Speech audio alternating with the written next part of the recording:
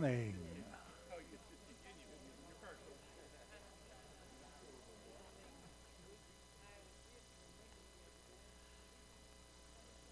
Be turning to the book of Numbers.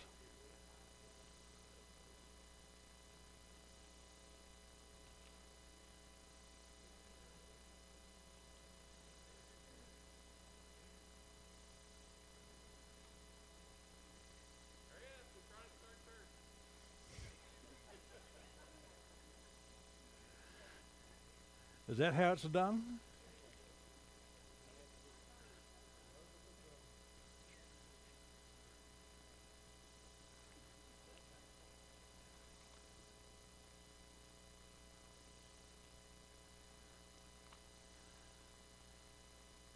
All right, someone go online and make sure we're up and running good. Jorge, that's your job. Make sure we got sound. All right, outside of the bulletin, I have one extra announcement, and that is that Stella Elkins back there has an aneurysm on her brain, and she'll be going in for more tests on that. And so continue to remember in your prayers Sister Stella.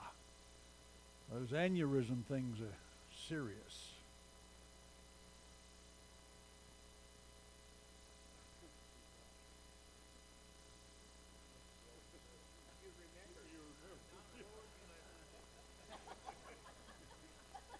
I said, if you love me, yeah, dress ready to come, and the camel didn't show up.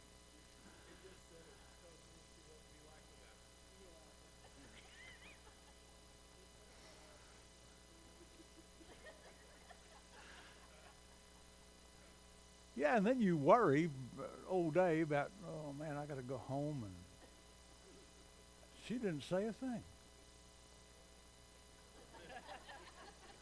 It's a waste of time. And Luke had asked yesterday in the class with the teenagers, how do you make up?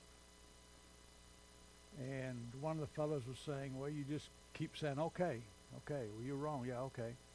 And that just makes them even madder.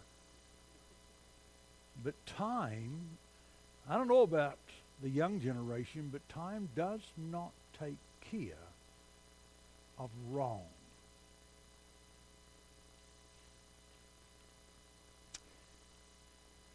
Let me give you two illustrations. One of the rarest suits from the Civil War was a sniper's suit. When they found out where the sniper was, they'd shoot him. They were the most, and still are, the most expensive piece of clothing from the Civil War. And so he gets up there with what?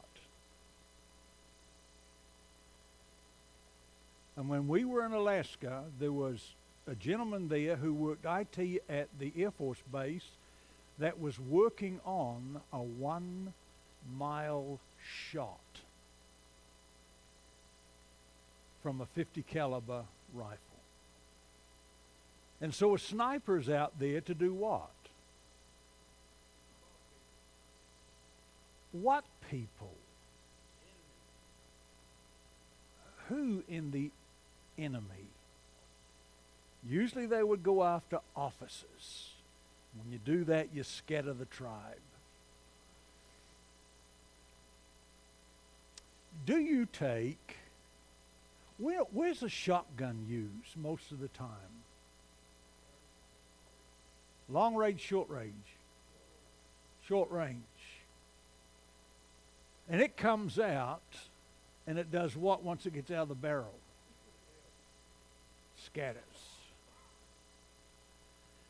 If you get into a fight with someone, and they are a scattergun, and they go from one subject to another subject to another subject, you think, where's this coming from? It's coming from sweeping things under the carpet that we did not deal with, and now the inhibitions are gone, guess what?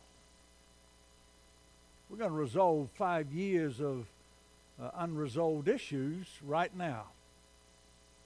Opposed to when you do something, say something, get into it with someone, they stay on the track until the issue's resolved. There's a person that usually resolves issues and gets them out of the way. Now, how many of you have the nature to hold on to things? And you just answered this yourself. Well, you didn't. Let me write you down. Just disturbances in your life. Yeah. Oh, who likes to hold on to things? Who likes to resolve things? Mother and I we would hit a certain point, we would resolve it, and then it was over. Otherwise, it's unhealthy. Sitting in an elders meeting at Hansville, one of the elders, or one of the men, had apologized for what he had done wrong. And another man pulled out a little notebook and said, but what about all of these? He kept a record. Man, just let it go. And that's why Paul says, do not allow the root of bitterness to spring up within your heart. When we are a bitter people, hold grudges, it destroys every single relationship that you have. Yes. It just kind of rubs and runs over into all of our relationships.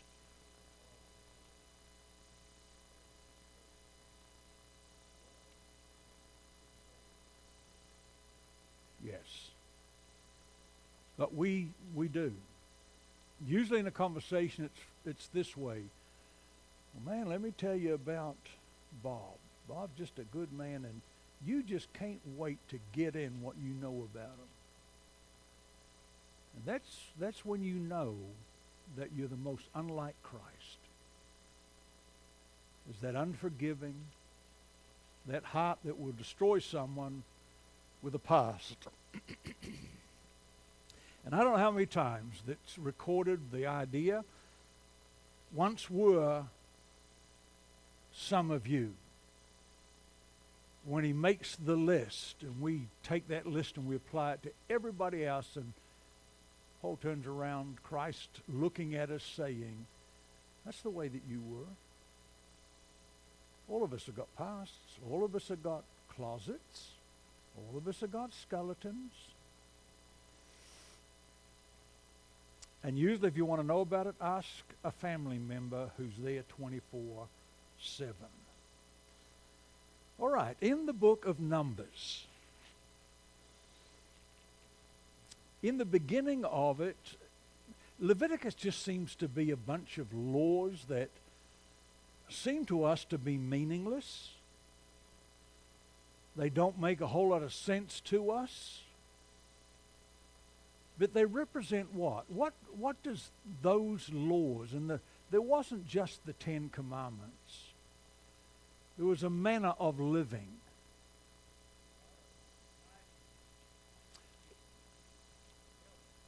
Right, a lot of them had to do with hygiene, keep them healthy, keep them ceremonial clean.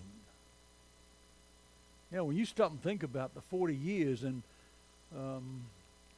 Numbers covers that 40-year period. In the middle, it'll cover the Exodus. In the beginning, you've got laws. At the end, you've got laws.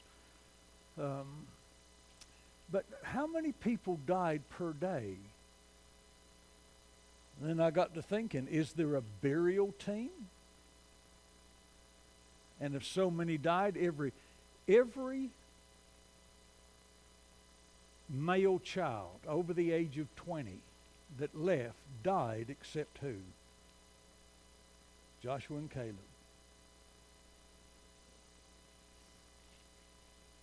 That's a lot of people.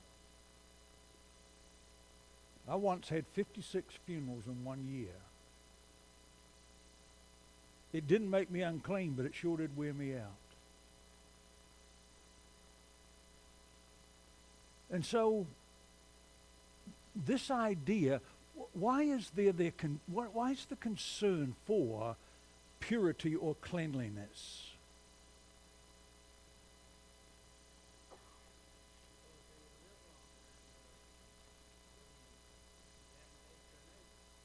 All right, so they would live longer, that the camp would remain pure, healthy. What else? All right, to maintain a relationship with God. And in that area, what tribe took care of them? The Levites. The Levites were different from the priests.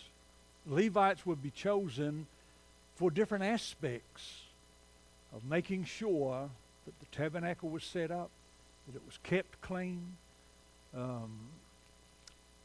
All of the ceremony, they would help with the priests. You stop and think about the sacrifices that would have to be made. How many there were? What if blood was the contaminant? What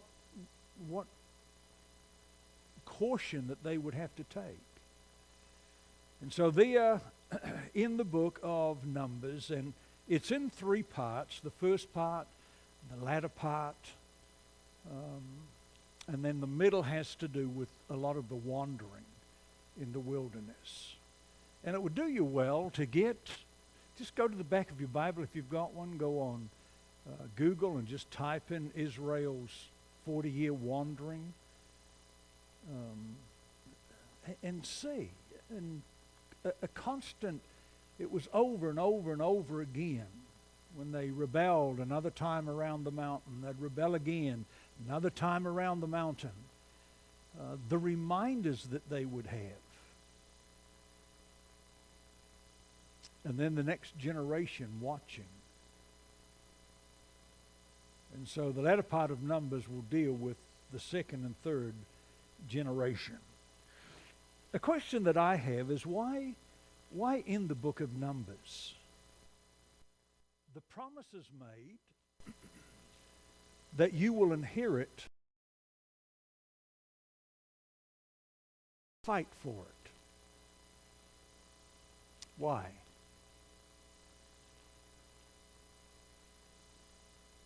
It's almost like saying, I'm going to give you a gift, but you're going to have to work. You appreciate it more. It gives you a sense of belonging. What? All right. Skin in the game. All right. And when they obeyed God against the Midianites, not one Israeli man died. Everyone went out to battle and came back from battle. When they were faithful to God, God gave them that land. All right, what else? Why else would God say, all right, I'm going to give you the land, but you're going to have to fight for it?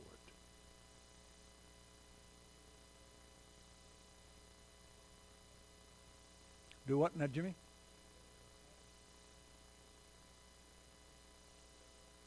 All right, get rid of the pagans in the land. And unfortunately, sometimes replaced it with God's disciples that decided they were going to have other gods.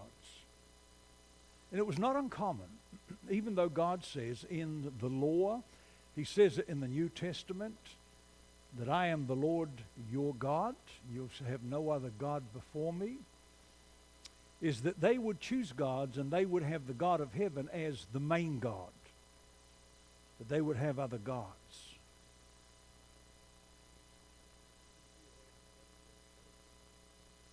A way to set their faith, test their faith.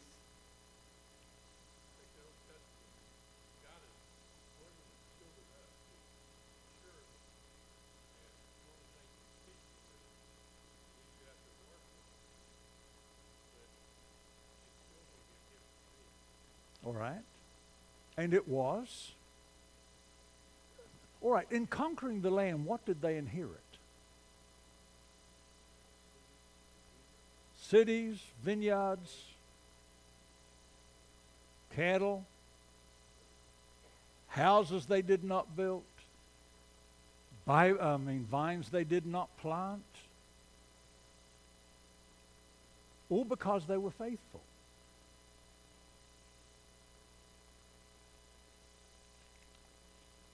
I planted 3 different types of grapes along my fence.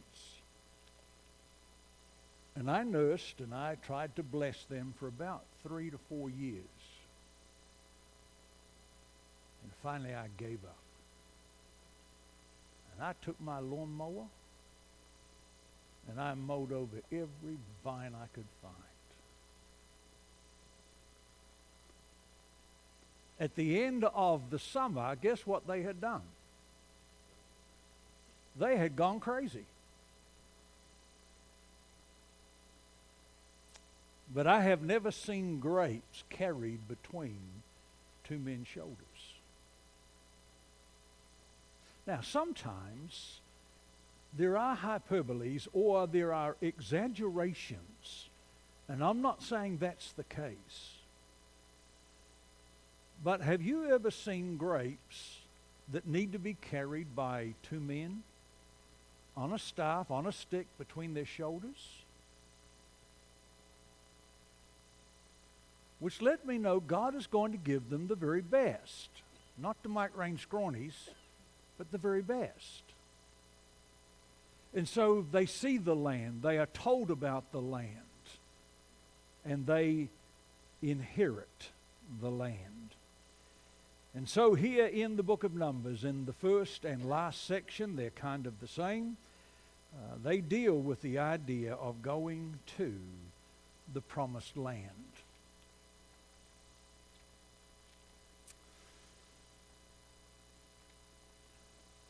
Give me another reason for purity.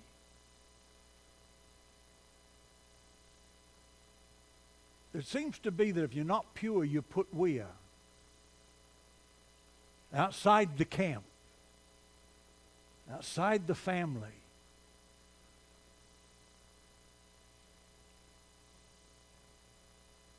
All right, so you won't contaminate it. But what else?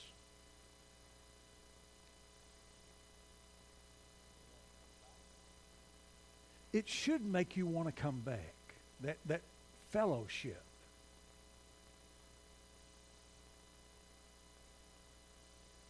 Even when we travel and we visit with congregations, is it the same as being home?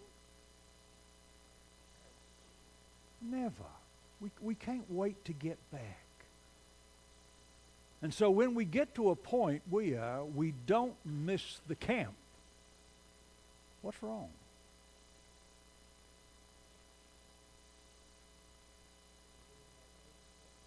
Losing our faith with God? Do what?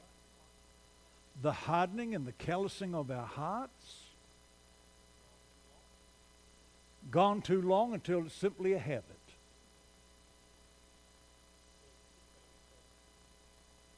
We become self-sufficient, or we substitute what the Bible calls faith.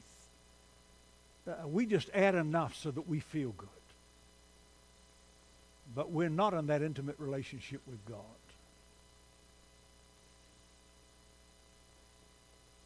Another reason is, if you go back to Jericho, they marched around a city and it fell down. They go to a smaller town next and they did not defeat it. Why? They disobeyed. They stole what belonged to God and hid it. And so, Achan, his wife, children, every animal he had were put to death. Why?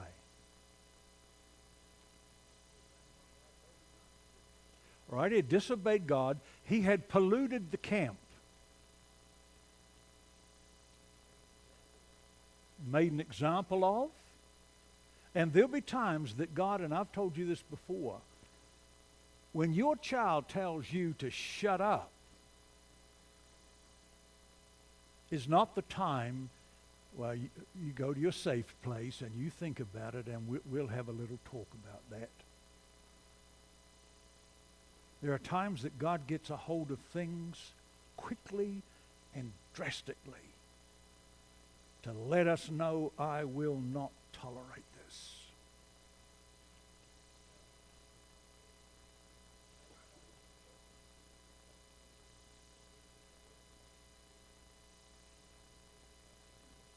All right, guilty by association. It does happen.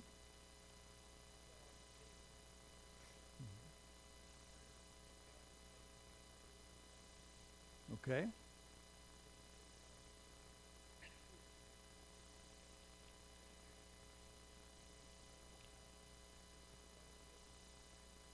Absolutely. And 1 Corinthians 15:33 is not just for, we only use it for kids. Bad company does what? And we dealt with that, do not be unequally yoked with an unbeliever. We dealt with that Wednesday. Of pulling away our allegiance from the Lord. But you will notice that when Israel was faithful and trusted God, they won the battles. No sin was in the camp. They were pure.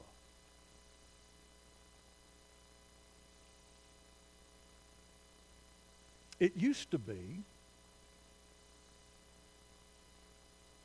that transgender and homosexuals and the such were not allowed in the military.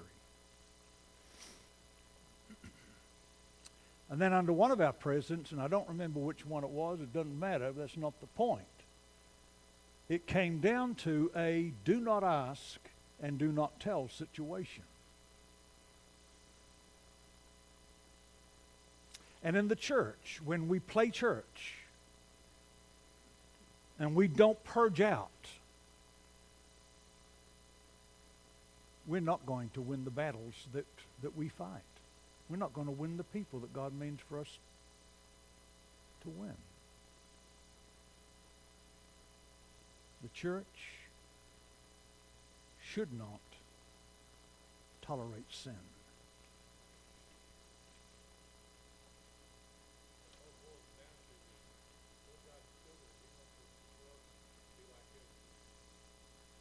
Okay?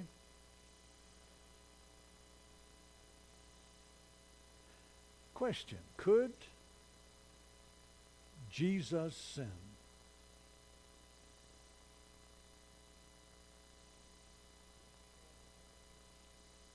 He had a choice.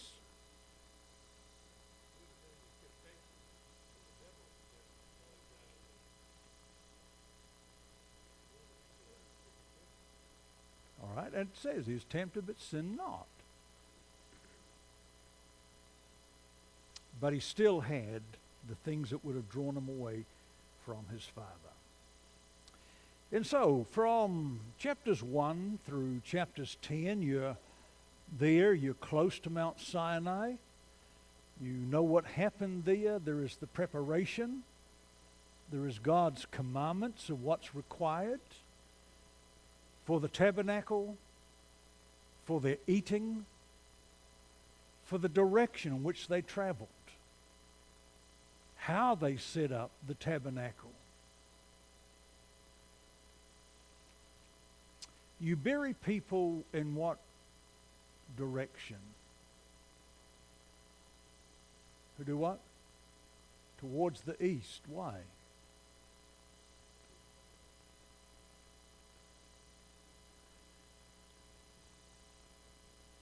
It's the resurrection of the Son. It's also the resurrection. Are there wives' tales involved in that?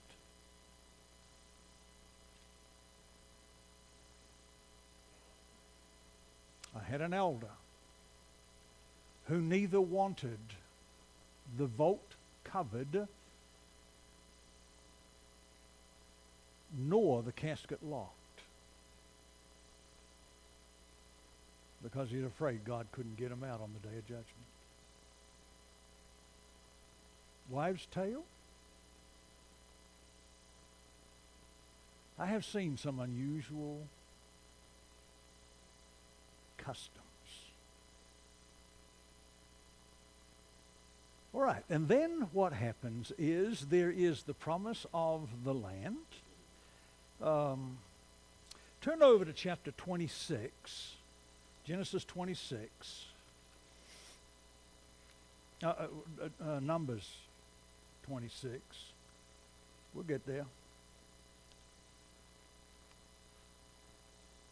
Numbers 26, and I want us to answer the question here, verses 64 and 65.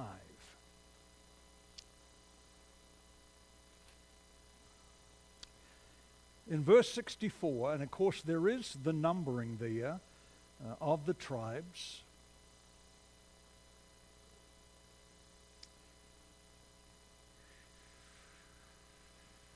Then in 64, but among those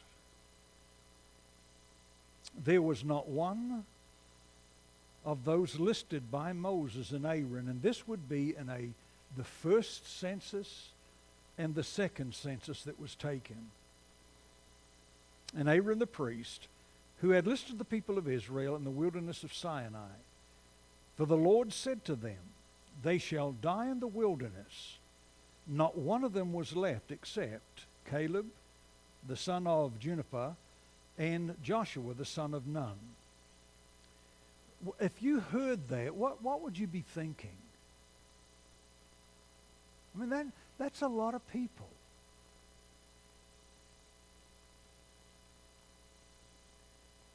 And why was Joshua and Caleb excluded from that number?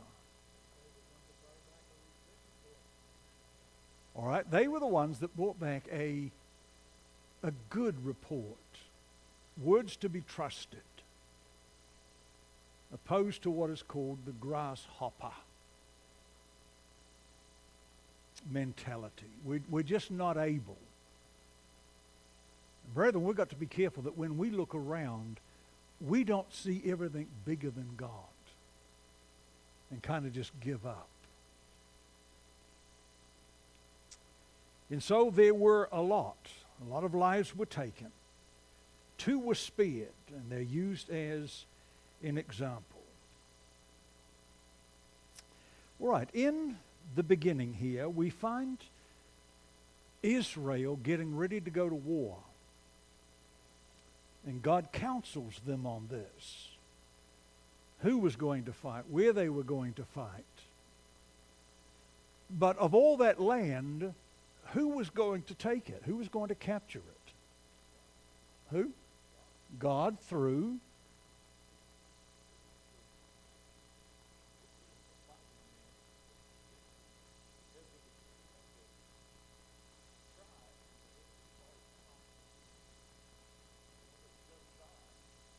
okay.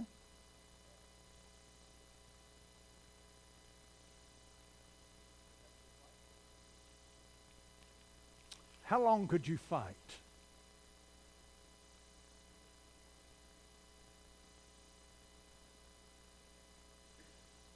The census counts as you at how old?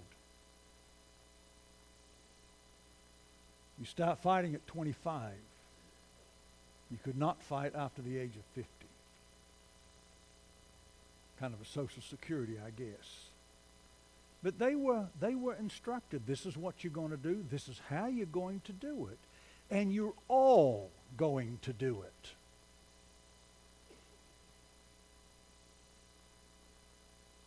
How many of you live in Prairie Grove?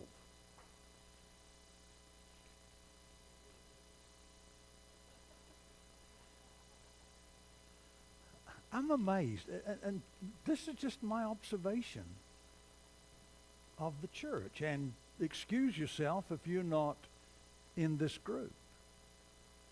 But you can pass Prairie Grove Christian 45 minutes before they start, and their parking lot is packed. Have you noticed that? Down here at Brand New Church, the church parking lot is packed, and I realize they have several services.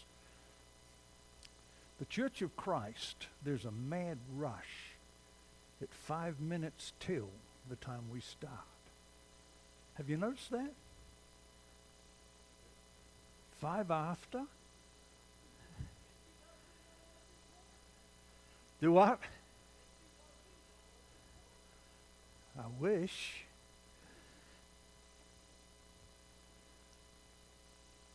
You do not. I got caught going to the Deeper conference, and I hit traffic, and I thought, there has got to be a ball game today. It took me forever to get up to Center Street. How early do you get to a game, Jorge? Do what? All right. Do you get there early, on time, or late? You want the best in parking. You want the best in seating. You don't want anyone else to be sitting in your seat when you get there. I took my boys to an Oldham game, the only game that college football that I've taken them to. Man gave me 5 tickets, and I let them take 2 friends. I didn't know what I was looking for at a stadium. And this is Oldham. My folks. And we're standing there. We were in row 12. And I'm standing there looking for the seat. I do not want to sit in someone else's seat. That's embarrassing. And an old man with a stick started moving the boys. And I just turned around and looked at him. And he said, that's not their seat. What do you mean? They were standing, not in the seats, but in the steps, trying to find our seat. Moving them out of the way. Being rude.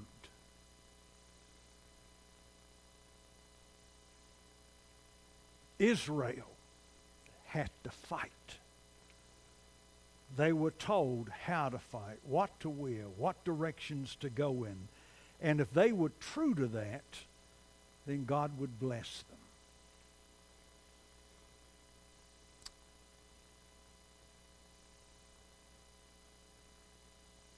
What did they see at Mount Sinai that would encourage them to fight?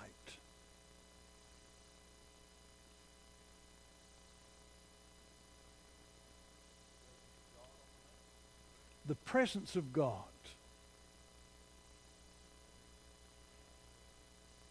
There was a terrible earthquake. The top of the mountain. And if you do a geological study, you'll find that Mount Sinai is burnt. It's crystallized at the top. And the geologists can't tell you why. The Bible can.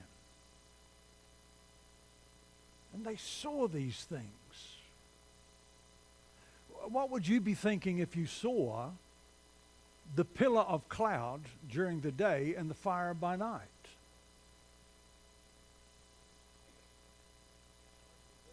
God is with us.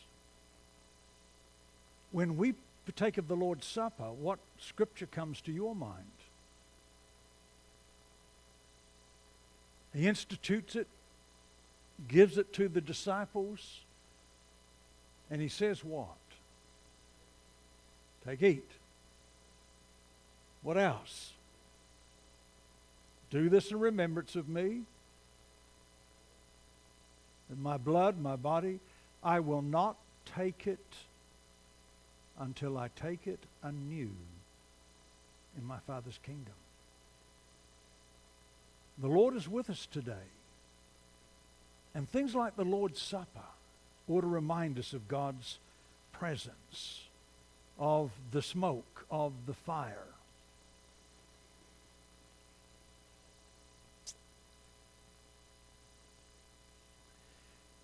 right, we have dealt with the idea of the camp being pure. Nothing was allowed to defile the camp.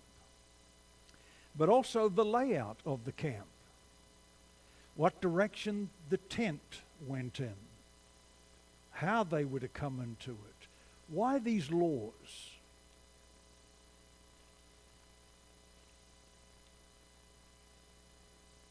Do what? Teach them obedience.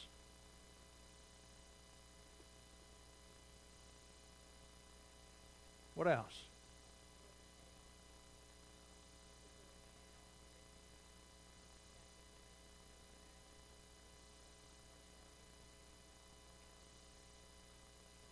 All right. There was direction and purpose in what they were doing. It wasn't just go to war. It wasn't just set up the tent. It wasn't just make the sacrifices. Okay?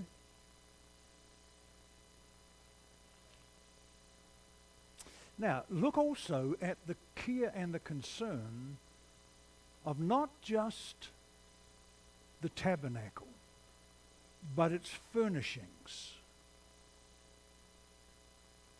What they meant, what they represented, what was the purpose of them in their presence. Some things the Levites were only allowed to touch. Others, the high priest or the priests, and then the Levites. And the Levites were not all priests, but they were called in to help with the items of the tabernacle.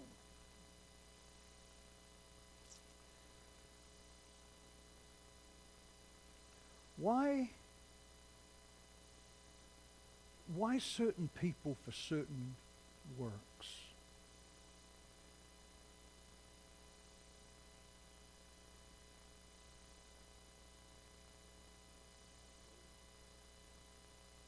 Was there a purpose?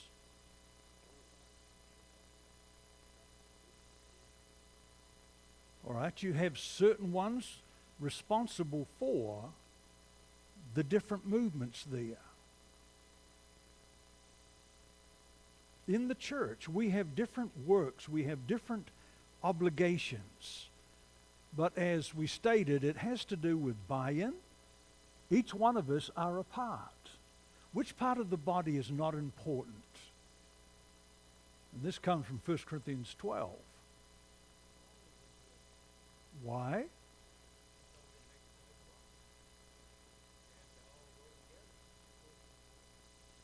You what, Mike? Okay. So I realize that I'm responsible. And this goes back to fellowship. At what point is it all right for me just to unlink my piece of the chain and disappear?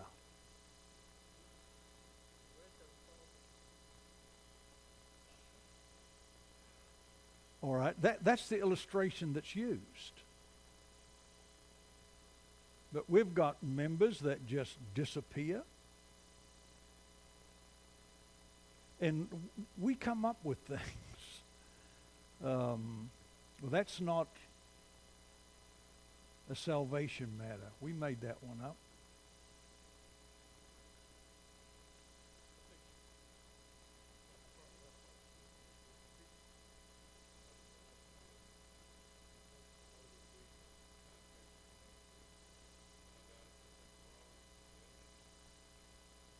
All right, that could be part of it.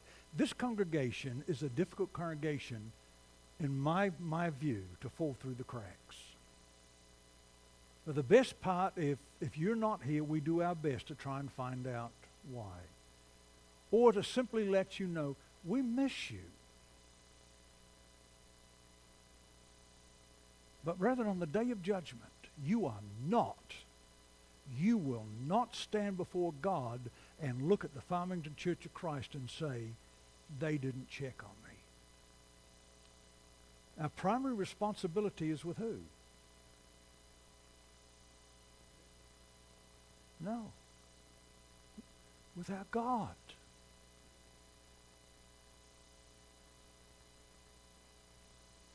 Like I said, I was a little hellion when I was younger. But in the back of my mind, my parents had lived such a lifestyle in front of me that I wanted to be just like them. I want to be just like my Lord. And the members are not in between me and my Lord. They're on this level. And there's not a thing in the world that you could do to cause me to turn my back on my Lord. Do preachers go through difficult times? Yeah, I mean, overpaid. Look at all me it takes to pick up my salary. I also had a friend who had preached for a congregation for 10 years. The elders walked in and says, "We are going in a different direction and we're going without you." Grown man, I picked the phone up, he was already crying.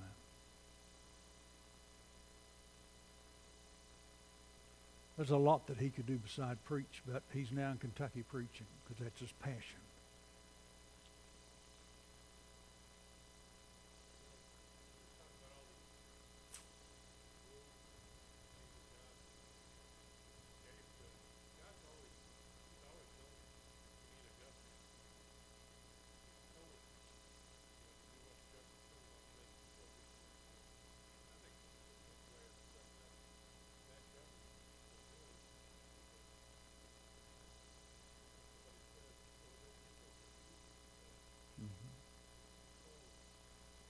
And through the priests, that was God's representation. They had the Word, and the Word was read. In some cases, it was read all day, every day, for a certain period of time. And they would stand while it was being done. And so, God has always given us the rules, the laws, and we don't like those words. They're for our good, and they govern us in the right direction. And when we follow them in faith, trusting God, we will be victorious. And brethren, I really am not that concerned with what happens to me here, as long as the hereafter is guaranteed.